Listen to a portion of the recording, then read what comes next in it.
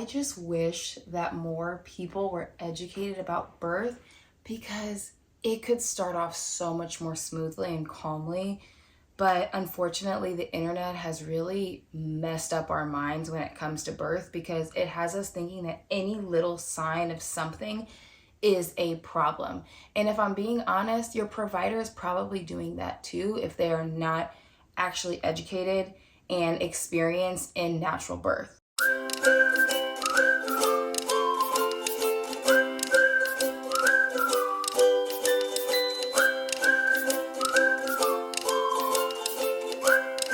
In this video, I want to walk through some things that are very normal and to be expected in late pregnancy. That is a way to tell you that your body is preparing for labor, but it is not an emergency. There is nothing wrong and you're not in labor. That is what we're going to talk about today so that you can avoid going to the emergency room or freaking out because your body is doing something different that actually is normal, but you don't have anybody to talk to about it. Hey mama, welcome to my channel or welcome back to my channel. My name is Chanel, and on this channel we talk everything pregnancy, birth, postpartum, motherhood, all the way that you want to for you creating the path that works best for your family and feeling supported and informed in that journey. If that sounds like something you're interested in, make sure you hit subscribe so you can be up to date with all of the videos that I share every single week on these topics that will support you from the time of conception through your motherhood journey. I get so frustrated as a doula, especially one that prepares mamas for natural births, because there's so much information on Instagram, on TikTok, even here on YouTube, that is misinformation due to just not really understanding what happens in the process of birth. There are a lot of things that your body is going to experience as you're preparing for the big day. And that is your body's way of just communicating to you, hey, I'm getting ready for baby day, getting ready for Labor Day. And there's nothing wrong. These are things to be expected and actually good signs that we want to look out for. They don't all happen to everybody. And there's also nothing wrong with you if all of these things happen, but it's important to understand what these things are and what your body could be experiencing in late pregnancy as it's preparing to birth your baby. So the first thing that you can expect in late pregnancy is fatigue. A lot of us already understand this and experience this because we're growing a baby, and in that third trimester, baby is growing very quickly and getting really, really heavy. So one of the things that you could experience similar to the first trimester when your body's doing a lot of work is being more tired. You may need to take more naps more often. You may need to just take a little bit of a break in the middle of the day. You may need to go to bed earlier. You may need to sleep in a little bit longer. Do what works best for you and listen to your body the whole time, but starting to feel more tired is not a sign that you're doing something wrong. It's not a sign that you're unhealthy, because you could continue to do all the things and still be tired, or you could do none of the things and still be tired, but fatigue is a part of this experience in this journey. The second thing that you could experience in late pregnancy is nausea and vomiting. Now, mama, I know this is not what you want to hear, because if you had a lot of morning sickness in the first trimester, you got out of that and you're like, oh, I'm finally done with this. That was the worst. You probably were like me in the first trimester and you're like, you know what? We're not doing this again. We're not doing this again. Why? Why would I put myself through this? I spent most of my first and second pregnancy over the toilet. While I was at work, I would rush to the bathroom multiple times a day, throw up, try to hold myself together until the next time I had to throw up. But the last time when I started to feel like, oh, I didn't have to throw up today, like I felt like weird or something was wrong. But unfortunately, we can start to experience a little bit of nausea and vomiting. It does not happen to everybody, so you don't have to get worried if you have a lot of morning sickness. I did not actually have that in my third trimester, but I know a lot of mamas who do. They start to feel nauseous and they may even throw up a few times in the third trimester, just because it's your body's way of clearing itself of all the toxins and unnecessary things in your body so it can make a clear pathway for your baby. So if you are experiencing any nausea or vomiting, it is very normal and to be expected. You do not need to run to your provider because you're worried that something is wrong. The third thing you can expect along the lines of bodily fluids is diarrhea. It's not fun. And you may have a lot of diarrhea. You may even have a lot of diarrhea in your first trimester because your hormones are all crazy and they're doing a lot of things.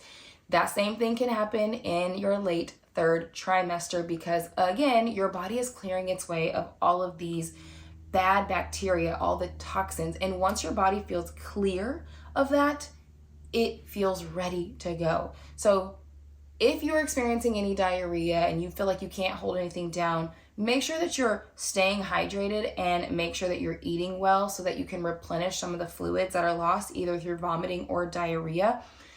Try not to eat foods that are high in fiber if you have diarrhea. Maybe eat more of the Brett diet, bananas, rice or rice cakes, applesauce or toast. Anything along those lines. Applesauce might be give or take, because sometimes applesauce and apples can make you go to the bathroom, but use those sparingly and use those as a resource for you. As long as you're staying hydrated and continuing to replenish your body with those electrolytes, it's fine. You're not needing to be rushed anywhere to the emergency room, and nothing is probably wrong with you. The fourth thing on the lines of not feeling great is cold and flu-like symptoms. I don't know how many of my clients have felt really bad right before they went into labor. I've had clients who have gotten COVID. I have clients who have felt like they had the flu. I have clients who feel like they can't get out of bed right in that late third trimester, right before they're about to have a baby. This is very, very normal. Now, in the heightened sensitive state that we're in with the pandemic and cases on the rise, depending on when you watch this video, you probably don't need to freak out that you caught the virus. Test yourself if that gives you more peace of mind. But the reality is our body in this late pregnancy stage is going to really try to clear your body of all this gunk that it's holding up, because you need a clear pathway so that the passenger, which is your baby, has a clear pathway out of your body. But if they have to fight through a bunch of constipation, a bunch of gunk, a bunch of unnecessary bacteria and toxins, like, that's not really fun for them. And you should have a clear pathway. If we're not really taking care of our body, your body's gonna do that for you. So you may experience some cold and flu-like symptoms and just start to feel sick towards the end of your pregnancy. I will say that of my clients, most of them did not actually go into labor, even if they were like at 38 weeks or 39 weeks. They didn't go into labor during this cold and flu-like period. It was really after that cold and flu-like period when they were like, oh, I feel good. And then like they went into labor pretty quickly after that. So again, not a foolproof method, but that's kind of what I've seen with my clients. So it is very normal. It's also important to have somebody who you trust, who you can be like, hey, this is what I'm feeling. Is this normal? You can go and talk to your provider about it. But again, this is not something that we need to be super concerned about because it is a very normal part of the process. Sign number 6 that your body is preparing for labor, but not in labor, just giving you signs that things are getting ready to be where they need to be very soon, is Braxton Hicks. Now, you can start Braxton Hicks as early as 20 weeks and you can be experiencing them consistently throughout your pregnancy, but some of us experience more Braxton Hicks as we get closer to our due dates. This is very normal. Some people like to call them practice contractions. They're not contractions, they're just Braxton Hicks. It's just tightening of your belly, but it's very normal. It's a very normal part of the process. It is not pre-labor, prodromal labor, most likely. It is just tightening. And you may walk around and be like, oh, my belly feels like a rock, but it doesn't hurt. Braxton Hicks are usually painless. They are consistent. They usually last like 30 seconds or so, but they're not something to be super concerned about. Now, one thing I do want to mention is that sometimes we can experience more Braxton Hicks because we're dehydrated. So if you are not staying hydrated, that means drinking 90 to 100 ounces of water a day, then you probably want to increase your water intake, increase your electrolytes. I have linked some of my favorite electrolytes and just foods and things that you should probably consider eating either before labor or during labor down below in my Amazon storefront, so check those out. But if you can stay hydrated, you can also reduce the frequency of your Braxton Hicks. I remember at 36 weeks in this third pregnancy, actually, I was feeling back labor, and I have never had back labor before, but I was like, something is not right. Something feels off. And I've had Braxton Hicks before, but not too much. And I was calling my midwife and I'm like, I don't know, these things are like pretty uncomfortable. And I'm 36 weeks, so what do we need to do here? Because I'm still trying to have this home birth. And what my midwives recommended me do is just like really overhydrate. So I was downing water, downing electrolytes. I was putting salt in my water for electrolytes and like additional electrolytes to really help my body get into a state where it was not causing pre-labor contractions or just early labor contractions due to being extremely dehydrated. And thankfully, my doula was able to kind of give me some peace of mind, help me with different positions. And through that and just being hydrated, I was able to go to sleep, wake up the next day, and everything was fine. So sometimes if you are not staying really hydrated, those things can also cause more Braxton Hicks, but you can alleviate or even prevent those things from happening by staying hydrated. But if you do experience Braxton Hicks, usually it's normal. It's usually not something to be concerned about. All right, the next sign that we are preparing for labor, but we are not in labor yet, is losing your mucus plug. This is a fun one to talk about because if you've never heard of a mucus plug, or if you've heard of a mucus plug before, you're like, oh my gosh, what is that? Or if I lose it, I'm about to have a baby. That is not true.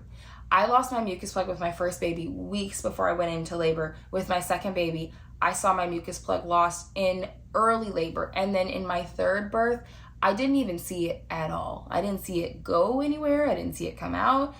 It did, obviously, but I didn't see it at all. If you don't know what a mucus plug is, it is basically this little plug that looks like mucus, hence the name, looks like snot mucus. If you do see it on toilet paper, it's usually an egg white mucusy color. Sometimes it could have some tinges of pink because it could include some bloody show, which is normal and safe, but it is what kind of holds your cervix together, if you will. It kind of plugs that thing up and kind of keeps everything in place. Now, the thing about losing your mucus plug is you usually lose it parts at a time. It's not like a ball that you take the plug out of and all the air comes out. That's not how it works. It comes out little by little, and it actually can regrow or rebuild itself. So, not to say that yours will, but a lot of times in late pregnancy, we'll start to see losing our mucus plug when we're going to the bathroom. That is very normal. It's a good sign that your body is preparing for labor. What it does not mean, though, is that you're about to go into labor today, tomorrow, or even next week. We have no clue. It's just a sign that your body is preparing for labor, and these are good signs. You do not need to send a picture to your doctor. If you want to, send a picture to your doula. You can to confirm it is what it is, but you'll look at the toilet paper when you wipe, and you'll be like, huh, what is that? It's like thick and it's gooey. Ugh. But it's most likely just your mucus plug. Now, on that note, the next sign that you could experience is bloody show. Sometimes that can show up in your mucus. When you lose your mucus plug, sometimes you'll wipe and you'll see a little bit of blood. That could be tinges of pink, or it could even be bright red. Those things are normal because as your baby descends into the pelvis, you're going to feel more pressure and you could start to see some bloody show. That is normal. What's not normal is wiping or filling a pad up with blood. If you're bleeding heavily like you're on a period, that is not normal. If you wipe and see blood, that is normal. I know a lot of y'all are gonna watch this video and you might even wipe and see bloody show and still freak out. That's where a lot of this cascade of interventions and this spiral mentally happens. So I hope that you really trust me in this video and you listen and you keep that in mind so that you don't freak yourself out when it happens, or if it happens. Again, none of all of these things happen to everybody. They happen to some and not others. But bloody show is a very normal part of preparing your body for labor and some of the things that can happen. But it is important that if you are heavily bleeding at the end of your pregnancy, that you do contact your provider to make sure that there is nothing more serious happening.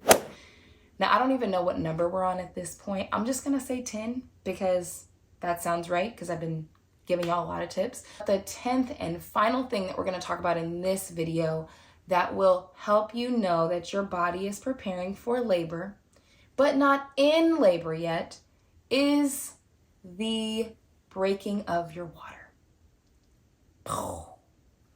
Now, I know that's probably like, no, if my water breaks, I'm in labor. No, you're not. You're not. You're not in labor if your water breaks. only if your water breaks and you're having contractions. Are you in labor? Now, the difference between your water breaking and a lot of these other signs that we talked about is that if your water breaks, you know you're going to have a baby in the next 1 to 3 days or so, okay? But just because your water breaks does not mean you are in labor. Labor, to be considered in labor, you need to have consistent contractions. You need to have contractions, period. And if your water breaks at the beginning, but you're not contracting, you're not technically in labor. Your water has just broken. And I talk a lot about this in my course and why those kinds of things can happen and how we can prevent our water from breaking at the beginning. But the biggest misconception that is on the internet, and when I hear these new moms talk about like what they hope to see in labor, is they'll say, well, I hope my water breaks and then I'll know it's time to go to the hospital and then I'll have my baby. No. We don't want that to happen. If it happens, it's fine. But you're not in labor if your water breaks, and we don't need to rush to the hospital if your water breaks. I know there's a lot of things out there that will say, if your water breaks, we need to go to the hospital right away to avoid infection. But the reality is, you're not at a greater risk in most cases of preventing yourself from an infection by going to the hospital versus staying at home. Now, there are good practices that you should go by if your water breaks. Like, you probably shouldn't sit in the bathtub at home because your bathtub's probably not sterilized and super clean while your water breaks. You probably should not have sex if your water breaks because we don't want things going in and out of the vagina when your water breaks. But you don't have to rush to the hospital. If your fluid is clear and it's odorless, a good number of moms can just relax. Put on a pad, put on a Depends, and relax. For most of us, our labor will start spontaneously on its own, and then you can let labor progress as it needs to. You will continue to lose water because your water has broken. Sometimes it's a trickle, sometimes it's a gush. It just depends on the person. But again, this is not something that requires us to just rush to the hospital. When I was in my first pregnancy, this is what happened to me. My water broke at work and I was like, oh my God, I'm in labor. We're gonna have this baby so fast. Yay. No, I wasn't having contractions. I went to my doctor and I was like, yes, I think my water is broken. They confirmed that it did, and then they sent me straight to the hospital. Well, I was not contracting. And I was not contracting within the first couple of hours of me being there. So they started me on Pitocin pretty quickly to get my labor going. And if you don't really know the end of my first birth story, I'll link it down below. But it didn't end well for me because, for one, I was uneducated. And for two, I forced my body to go into labor when it wasn't ready to go into labor.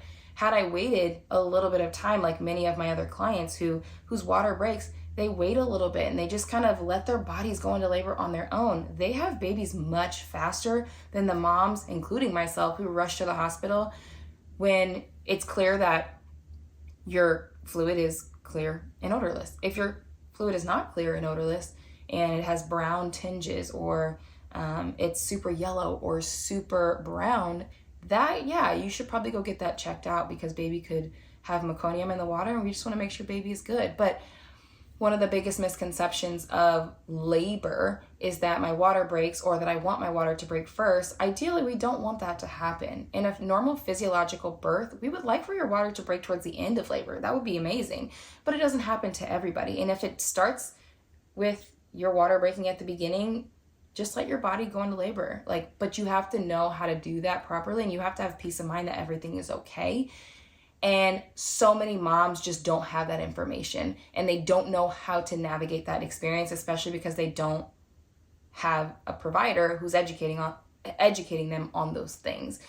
They're telling them the complete opposite, and you have to figure out what you're the most comfortable with. But in my experience, from being with a hospital environment of birthing versus an out-of-hospital birthing environment, the approach and the care and the concern is so different on both sides. And so I've been able to see both, and that is why I'm able to, teach and coach my clients the way that I do, so that we can have normal physiological births in both environments on our terms. in a safe way. That is the most important, a healthy and safe delivery that follows the lead of your body. Make sure you write these down. If you want more information on how to navigate all of these things, how to actually labor in a way that's natural, following your body, allowing this to be a positive, beautiful, mental, physical, and spiritual experience, check out my course below. I will walk you through every single thing that you need to know and that your partner needs to know to support you in this journey so you can have the experience that you desire. All right, y'all, that's it for me.